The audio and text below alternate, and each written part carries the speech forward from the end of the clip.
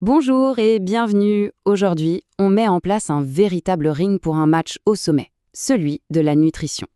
Dans le coin bleu, le chien, notre fidèle compagnon.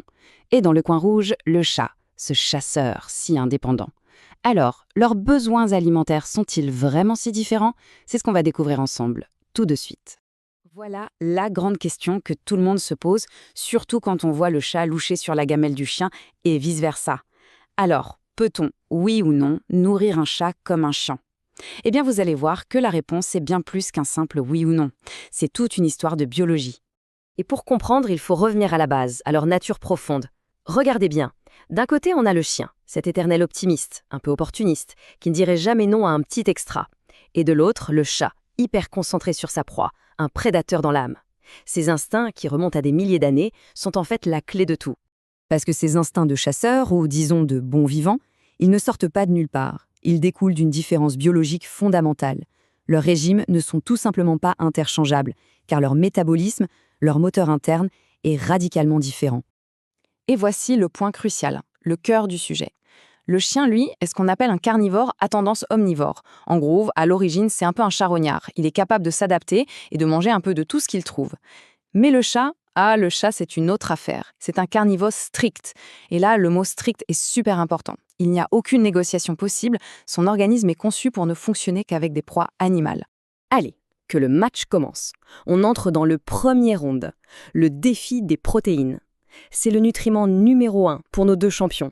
Mais attention, ils ne jouent pas du tout avec les mêmes règles du jeu. Au cœur des protéines, on a ce qu'on appelle les acides aminés. Pensez-y comme à des briques de Lego. Et parmi ces briques, il y en a qui sont dites essentielles. Essentielles parce que l'organisme ne peut pas les fabriquer lui-même. Il faut absolument, impérativement, les trouver dans l'alimentation.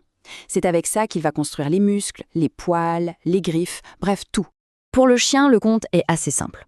Il a besoin qu'on lui apporte 10 de ces fameuses briques essentielles dans sa gamelle. C'est déjà une exigence très précise. Mais attention, c'est là que tout bascule.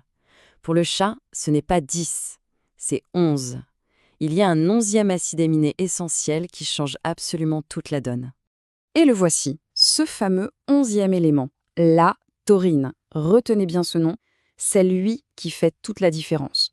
Pourquoi? Parce que le chien, lui, est capable d'en fabriquer un peu, mais le chat, pas du tout. Zéro. Pour lui, un régime sans taurine, c'est tout simplement une catastrophe annoncée. Et quand on parle de catastrophe, les mots sont faibles. Une carence en taurine chez le chat, ça peut provoquer une dégradation irréversible de la vue, des troubles de la reproduction et surtout de très graves maladies cardiaques. On ne parle pas de petits soucis de santé là, c'est vital. Ok, soufflons un peu et passons au deuxième round. Les lipides, ou plus simplement, le gras. Et non, ce n'est pas un gros mot. Loin d'être des ennemis, ce sont une source d'énergie capitale. Et ils ont plusieurs rôles vraiment essentiels. Alors oui, les lipides, c'est avant tout du carburant, de l'énergie pure, mais pas seulement. Ils sont aussi indispensables pour avoir un bon système immunitaire et pour la beauté du pelage, un poil bien brillant. Et surtout, ils agissent comme des transporteurs pour certaines vitamines hyper importantes, les A, D, E et K. En clair, sans gras, pas d'absorption de ces vitamines. Mais attention, tous les gras ne se valent pas.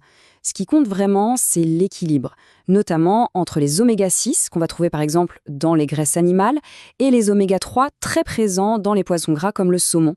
Ce bon équilibre est fondamental pour la santé du cœur et le bon fonctionnement des cellules, que ce soit chez le chien ou chez le chat. Et on arrive au troisième et dernier round.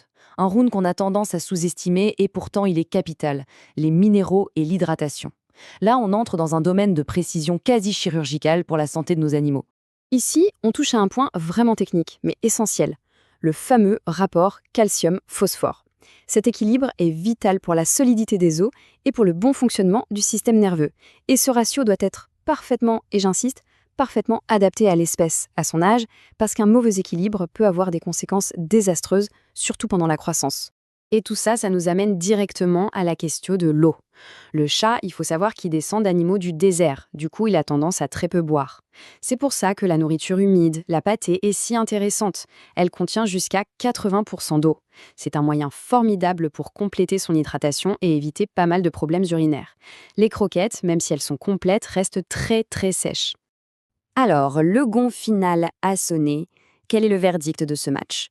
Eh bien, il n'y a pas de gagnant ou de perdant. Il y a une conclusion, une seule, qui est très simple.